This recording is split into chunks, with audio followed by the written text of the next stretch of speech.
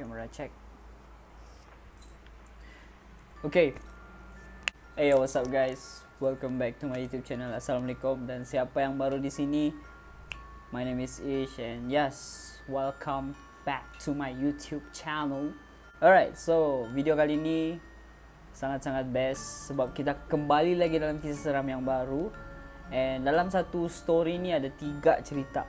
Okay, so before that, aku mau bagi tahu siapa yang tak boleh tengok dalam jump scare ataupun muka-muka something dalam video ni, kamu boleh stop tengok video ni, just dengar saja. Ataupun kalau ada sakit dalaman kah ataupun sakit yang boleh membawa pada, aku harap kamu jangan tengok video ni lah. Okay, itu sahaja. Dan sebelum kita memulakan video ni, make sure you guys subscribe and hit notification bell on your down below. Alright, itu saja. Right, so tanpa membuang masa, let's jump into the first story. So cerita yang pertama mengisahkan tentang seorang lelaki bernama Imran, bukan nama sebenar. So si Imran ni ialah kaki pancing.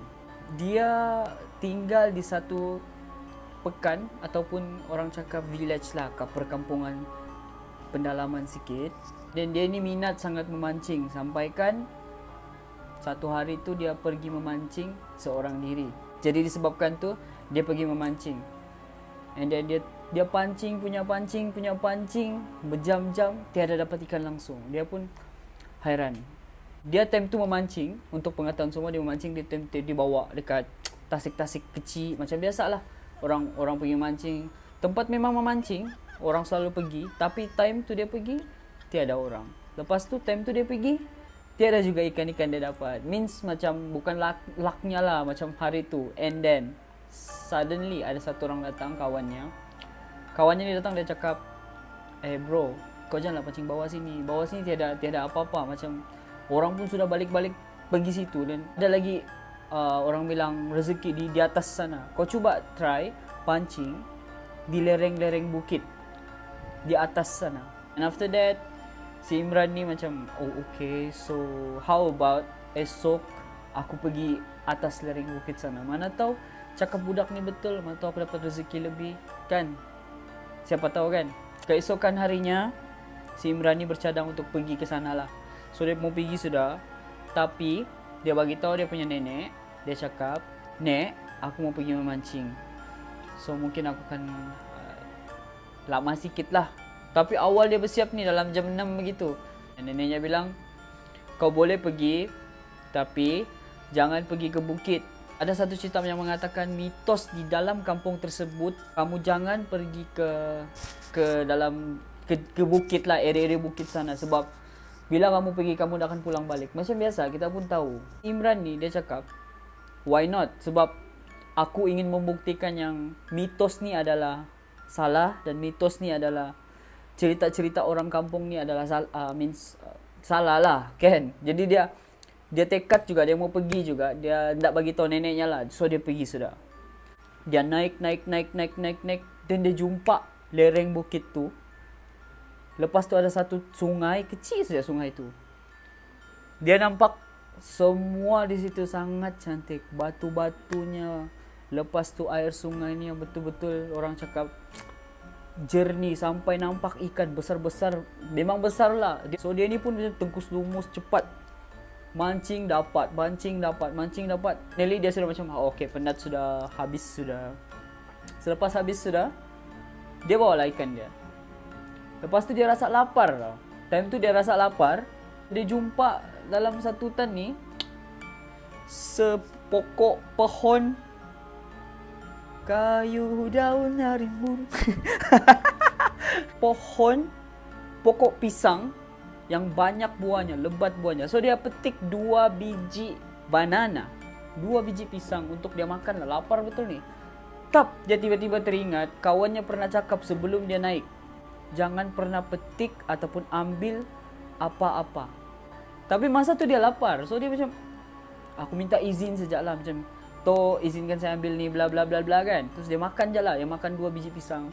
Lepas tu dia cakap, "Okay lah, aku mau balik." Time tu tepat dalam pukul 5.30 petang. Dia turun ke bawah, tapi balik lagi pergi tempat tu. Dia pun heran macam, tadi tempatnya aku sudah pergi. Kamu tahu sudah kan apa maksudnya di situ. So means kedua kali dia turun lagi, dia cuba positif, dia cuba turun lagi. Balik je tempat situ. Maksud tempat dia memancing tu. So di tempat ketiga kali dia cuba turun lagi, dia turun, balik juga tempat tu. Dia macam rasa, oh, aku kena kasih main sudah. So, dia tutup mata, dia cuba berdoa, dia cakap, ya Allah, kalaulah aku di sinilah tempatku, last tempatku ini, kau tunjukkanlah aku. Time tu, bila dia buka mata aja, terus dia dekat bawah lereng-lereng bukit tu. Dalam 10 kaki ke 10 meter dia mau sampai sudah bahagian yang keluar tu. So suddenly, tiba-tiba satu orang pakcik limpas. Pakcik tu lalu je. Terus pakcik tu tengok dia. Dia macam pernah nampak pakcik tu dalam potret di rumahnya. Pakcik tu cakap, kau keluar sekarang, kau jangan pernah tengok belakang. So dia ni pun, dia kasih tinggal barang-barangnya semua, dia caw, dia betul-betul lari lah, pecut habis lah sebab dia tahu dia kena kasih main time tu. And then itu dia sampai rumah. Lepas sampai rumah, dia ditanya oleh neneknya, kau pergi mana? Kenapa kau lambat balik? Sekarang pukul 6 sudah. Kau pergi mana? Mana kau punya ikan? Dia pun takut mau cakap sama neneknya, takut kena marah apa semua. And then dia cakap, nampalah nek, aku pergi mandi dulu, aku pergi bersiap-siap dulu, malam ni aku jumpa kawan-kawanku. Neneknya pun cakap, mana-mana lah kau, dia cakap. Dia pergi mandi, dia siap-siap, pukul 10 malam macam tu. Selepas daripada kejadian tadi tu, dia pergi jumpa kawan-kawannya meeting. Dalam meeting kali ni, dia ada cerita pasal mencuri, mau pergi curi ubi kayu. Dalam 5 orang macam tu lah. So esok, diorang planning malam ni meeting, esok diorang mau pergi mencuri. So dalam perjalanan balik tu, si Imran ni on the way balik ke rumahnya. Tiba-tiba dia nampak di belakang pohon rumahnya tu, kayu rumahnya tu, ada satu susuk yang terbalik menengok sama dia. Yang kita boleh panggil sebagai Cik Pon lah. Dia terus pecut lari ke dalam rumah, direct terus tidur guys. Dia cuba tidur untuk malam tu. Bila dia tidur di biliknya, dia cium bau bunga kubur guys.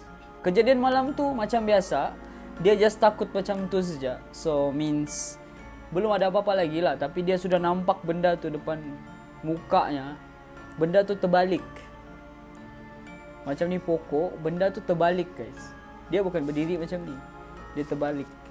Tapi di pokok macam ni. Macam kelawar guys. Dia macam kelawar. Awesome. So esok harinya diorang sudah planning malam tu, diorang mau mencuri di kebun satu pakcik ni. 5 orang, 3 orang yang stay ni, 2 orang, si Imran dengan kawan 1 orang ni stay di bahagian pot diorang. So 3 ni pergi. 3 ni ada niat untuk menakutkan 2 ni, dan 2 orang ni termasuk si Imran ni lah, ada niat untuk menakutkan untuk 3 orang. So macam-macam orang cakap muka-muka lah, macam aku mau takutkan dia orang tapi biar orang pergi dulu macam tu. Yang 3 orang ni, kamu tunggu nanti kami takutkan kamu. So macam tu. Nah. So dia takutkan, dia macam bunyi-bunyi yang macam tu lah kan. Lepas tu berlarian guys. Kawan-kawan yang 3 orang tu tak tahu kan yang dorang akan ditakutkan, bawa ni pun lari. Bila dorang lari, ada yang termasuk pergi longkang, ada yang termasuk pergi, orang cakap termasuk pergi semak. Memang huru-hara lah time tu. Diorang pun ketawa. Si Imran sama kawannya ni, diorang berhasil untuk membuatkan mereka itu terpedaya. Tapi diorang tak tahu di belakang diorang ni ada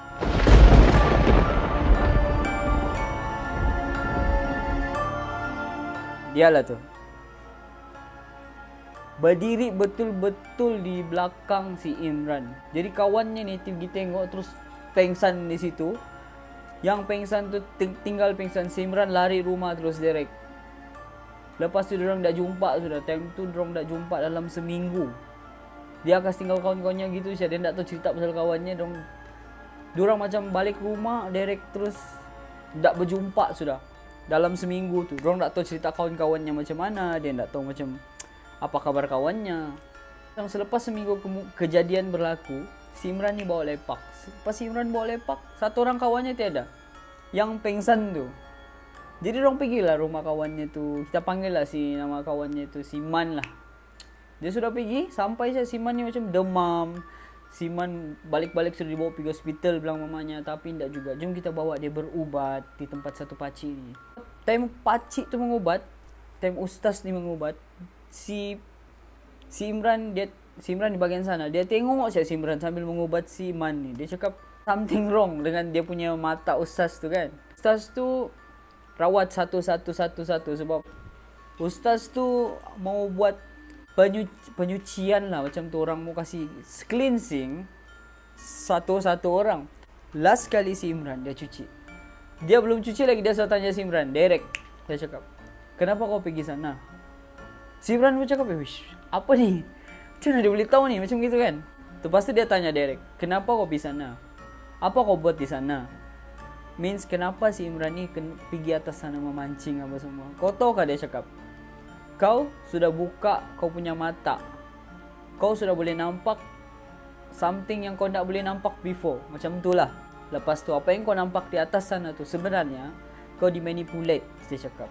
Kau dimanipulate, ditutup matamu, dikasih cantik semua bagian-bagian tempat situ tu supaya kau stay. Makhluk yang buat kau begitu tu dia sebenarnya suka dengan kau. Sebab tu dia buat everything cantik. Faham sampai situ? So dia balik rumah, dia decide untuk cerita sama neneknya. Tapi kan neneknya sebenarnya sudah tahu. Neneknya sudah tahu sebenarnya yang benda tu memang ada di dalam biliknya. Benda tu memang sudah lama di situ. Cuma si Imran ni pergi ke atas sana macam tak tahulah macam mana dijampi-jampi apa-apa semua. Dia boleh nampak sudah benda tu. Means terbuka lah dia punya hijab. So moral of the story dalam cerita ni, bila orang tua cakap jangan dan janganlah. Bila orang tua nasihat, dengarlah. Itu saja. Macam kita pun, kita ada orang tua masing-masing. Memang kecil-kecil memang kita kepala batu apa semua, mau langgar itu, langgar ini. Tapi once bila kau sudah kena, kau akan balik sama orang yang cakap sama kau begitu tu. Kau akan balik sama orang yang nasihat kau dulu begitu tu. That's it. So itu cerita pertama. Mungkin agak menarik lah bagi aku tak tahu bagi kamu, tapi kita move on cerita kedua. Okay, let's go. So cerita kedua ni merupakan kisah benar yang adikku sendiri alami, adikku perempuan. So adikku ni dia bersekolah di Saint Cecilia, Sandakan. Masa tu dia tingkatan 1. So adikku ni bersekolah di sana. Time tu sekolah tu tingkatan 1, dia sesi petang. So dia balik sekolah macam biasa. Tapi bapa aku yang ambil lah. So means bapa aku ambil, dia kena tunggu sebab ya memang jalan jam time tu. Dekat Cecilia tu memang selalu jalan jam kalau kamu tengok. Jadi adikku ni sambil dia tunggu bapa aku tu, dia lepak sama kawan-kawannya di belakang sekolah, dekat area-area renovation baru mau dibuat lah. Dia cita-cita sama kawannya dalam 3-4 orang macam tu lah. Dia cita-cita main baling-baling batu kan. Di sebelah pagar tu sekolahku, St. Mary's. So means sekolahku ada pagar besi lah. Sini sekolah dia orang. So dia lepak tengah-tengah ni. Dia orang baling-baling batu pergi St. Mary's lah, macam bagian pagar tu kan. Baling. Adikku ni dengan kepala batunya, dengan tidak mengendahkan kejadian tersebut, ya kawan-kawan baling ikutlah baling. Jadi macam dia baling. Tiba patnya dia baling batu tu, dia macam so means macam dia baling batu tu selalu orang baling macam kau tahu kan dia curve. Tapi dia enggak, dia baling macam pok. Dia macam kena something kan, lepas tu turun jatuh. Itu yang aku tahulah, dia cerita sama aku. So means dia baling pok, dia jatuh. Dia pun macam hairan lah macam ya. Time dia cerita dengan aku tu, aku macam yalah, aku boleh imagine benda tu. Kalau kamu imagine benda tu, dia akan terkena something, baru dia akan jatuh. Means ada something yang kena. Dia pun risau lah macam tiada lah tu, budak-budak kan, form 1 masih. Jadi dia balik rumah macam biasa, bapak aku ambil. Start malam tu dia rasa tak sedap sudah, macam gatal-gatal. Dia rasa macam sini. Masa tu aku di rumah juga. Masa tu di rumah, aku baru balik studio. Aku dah nampak juga dia punya leher sini. Dia macam ruam, macam aku kena allergic, macam kena ampas-ampas ni. Macam kena something lah, I don't know. Panasan kalau tidur. Tak senang lah orang cakap. Tak senang apa semua. Hari ketiga dia rasa macam betul-betul panas sudah, tak boleh. So ada mama aku decide pergi doktor, mau injek sini. Doktor mau cek malam tu apa semua. Doktor cakap semua nadi is fine, semua tiada yang ada masalah. Jadi dorang pun heran macam kenapa tak boleh detect dalam mesin kan. So doktor tu pun injek dalam 9 suntikan tak silap. Injek sini. Dorang cuba cari urat tu untuk suntik tu, tak jumpa. Macam tertapuk. Jadi doktor pun macam tak tahu sakit apa ni. Jadi mama aku decide untuk bawa berubat ke satu orang ni lah yang pandai berubat ni. Jadi masa tu dia baring, yang uncle ni dekat atas. Ubat punya ubat ni gelap ni time ni. Gelap apa semua kan. Tiba-tiba tunduk. So, adikku pun bangun lah macam takut kan dia, sebab terus tiba-tiba berubah suara uncle tu. Dia cakap, inilah ni dia cakap. Jahat ni dia, umban aku dia cakap. Terus mama aku pun cakap lah. Mama aku cakap, "Ai, sorry lah," dia cakap. "Maaf lah pakcik. Dia ni tak tahu, dia ni masih budak. Manalah dia nampak kau. Tidak, dia lain ni jahat," dia cakap. "Siapa suruh dong main batu-batu sana, main umban-umban batu sana?" Dia bercakap begitu. Means logat, dari segi logat yang aku dengar sendirilah. Time tu yang kami dengar sendiri, dia macam orang zaman dulu punya menetap situ ialah yang kadazan dusun punya. Dia bilang, budak ni, dia bilang jahat ni. Dia umban kena kepala saya, dia bilang. Saya mau ganti rugi, dia bilang. So mama aku minta maaf lah, apa semua gini, minta maaf. Dia tak mau juga. So mama aku bilang, "Okay, macam mana untuk kami balas balik?" Orang tua tu cakap, "Okay," dia cakap. "Kau bagi saya 1 ekor ayam hitam." "Okay lah," mama aku cakap. "Yang penting kau kasih, lepas tu kau kasih lepas anak saya. Jangan kacau lagi," dia cakap. "Okay?" And then after kejadian tu, mama aku pergi carilah ayam di Batu Tiga time tu. Siapa tahu Batu Tiga dan Batu Tiga. Area Cahaya Baru dengan Mangkal Inau time tu. Okay? Mama aku dengan bapa aku tak silap kami pergi cari ayam tu. Tu jumpa seorang pakcik ni. Dia ada kandang ayam. Kandang ayam tu besar. So macam-macam lah ayam situ. Kami nampak 1 ekor ayam hitam ni. 1 ekor je ayam hitam. Semua hitam. Aku pun nampak sendiri ayam tu hitam. Okay, kita mau beli. Pakcik jual siap lah berapa. Dia bilang dia nak mau jual. Masa tu pakcik tu nak mau jual. Tapi bilang mama aku, "Tolonglah pakcik." Mama aku pergi turun, dia cerita lah bla bla bla bla bla. Bilang pakcik tu okey lah. Kami belilah. Aku pun tak tahu berapa harganya. Tapi mama aku pergi beli. Lepas tu kami pergi Sinsilia, kami hantar ayam tu sendiri balik. Time tu petang, dekat 6.30 macam tu. Petang lah, dekat malam sudah. Kami minta izin sama security tu, kami masuk ke Sinsilia, hantar ayam tu. Mama aku lah dengan bapakku. Aku stay di kereta. Bila mama aku baling ayam tu, dia cakap, "Pakcik, ambillah pakcik ni balik apa semua, jangan kacau anak saya." Ayam tu datang balik kau. Ayam tu datang balik sama mama aku. Mungkin ayam tu pun nampak, mungkin takut juga dia. Bila mama aku selepas ayam tu sana, everything tiada sudah kacau dan adikku pun berunsur pulih. Alhamdulillah sampai sekarang lah tiada apa-apa. Moral of the story, okay, satu yang perlu kamu tahu, kita tak nampak dia, yang dia nampak kita. So dalam kejadian, dalam situasi adikku ni, masa dia baling tu mungkin pakcik tu lalu situ kah, ataupun memang menetap situ kah. Janganlah buat kacau di tempat orang, ataupun janganlah buat begitu orang cakap. Okay? So ya, jaga dirilah. So next, kita move on ke cerita yang ketiga. So cerita yang ketiga ni simple sikit. Cerita ni berlaku dengan diriku sendirilah, yang aku alami dalam tahun 2004-15 macam tu. Masa tu aku kaki gitar tau. Maksud lepak keluar rumah aja, main gitar macam budak-budak flat. So aku tinggal di area flat Batu 4 sana. So tempat di luar tu ada macam kami buat dalam, ada macam rumah-rumah sikit lah, pondok-pondok sikit. So situ kami duduk main gitar. So kejadian pada hari itu, aku dengan seorang abang ni pro main gitar. So abang ni, dia ada bini. dia ada anak. Tapi kami lepak 2 orang lah. Tentu lain lagu di Masif tak silap. Lagu di Masif tak silap. Lagu-lagu Ungu, lagu-lagu di Masif. Kami lain lah main gitar, jam. Aku dengan gitarku, dia dengan gitarnya. Tapi time tu anaknya menangis. Dia pun macam, "Oh, okey dek." Dia panggil aku adik lah. "Dek, tunggu sekejap. Abang pergi atur dulu anak abang." No, aku macam pergi je lah. Pergi je. Okey, aku settle sini. So main tune gitar. Time tu jam menunjuk dalam 11.30, 11.40 gitu. 11.40 gitu. Main.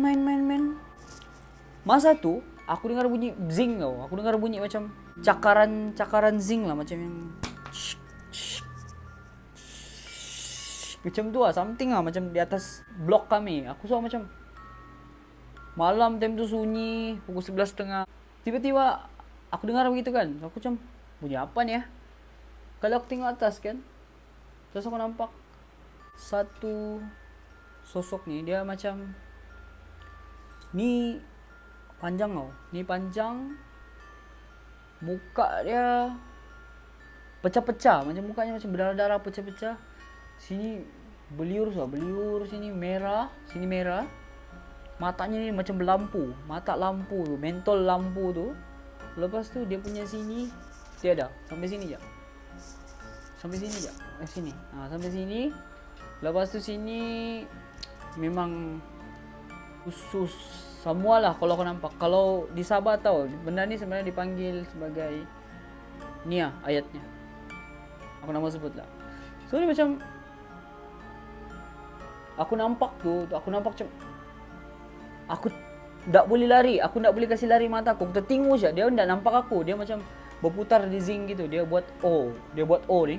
Dia bukan buat vape O. Bukan. Dia bukan begitu. Itu lain. Dia buat O guys. Dia buat putaran O di bahagian zing tu. Dia macam berbunyi. So aku nampak dia macam beliur guys. Aku nampak macam, at the end dia stop. Aku tak dapat lari kan. Aku macam macam gitulah. Aku macam gitu. Dia macam putar. Dia stop. Dia putar guys. Dia tengok aku pergi bawah. Habis. Aku buang gitarku. Aku masuk ke dalam. Start hari tu aku jarang sudah stay di luar. Sampai sekarang. Sekarang aku tempat lain lah. Tapi ya, start hari tu aku jarang sudah stay di luar sana. Aku jarang sudah mau stay sama abang tu. Mungkin aku lalu-lalu je. Bang macam tu je. Aku tak so berani stay di luar main gitar itu. Start hari itu. So besoknya aku tanya mamaku, kenapa benda tu ada di situ? Mungkin ada something di atas sana. Semalam tu aku nampak sebenarnya di atas tu ada orang mengandung. So that's why benda tu ada di situ di luar sana. Aku pun tak tahu cerita tu. Dia ada mengandung di atas kah? Aku tak tahu apa semua apa dia buat di atas. Tapi aku tahu benda tu di luar tingkap begini, pintu, lepas tu pergi atas zinc, putar-putar, dia macam belon tau. Dia macam betul-betul macam belon. Dia stay.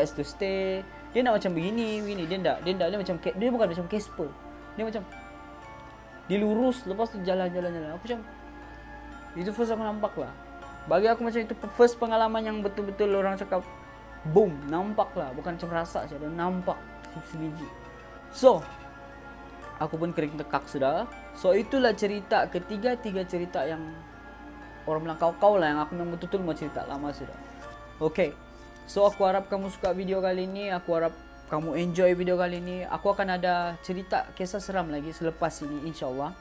Aku sudah standby sudah kau untuk kamu. Kamu jangan lupa like video ni dan subscribe guys. So baju kali ini disponsor oleh Super Sunday. Bukan sponsor lah actually. Aku beli ni time promotion. Aku beli time promotion, murah je pun. So ni baju daripada Super Sunday, belakangnya macam ni. Yeah. Shout out to Super Sunday for the best hit in the world. So itu video kali ni, and aku harap kamu suka. I'll see you in the next video. Peace out.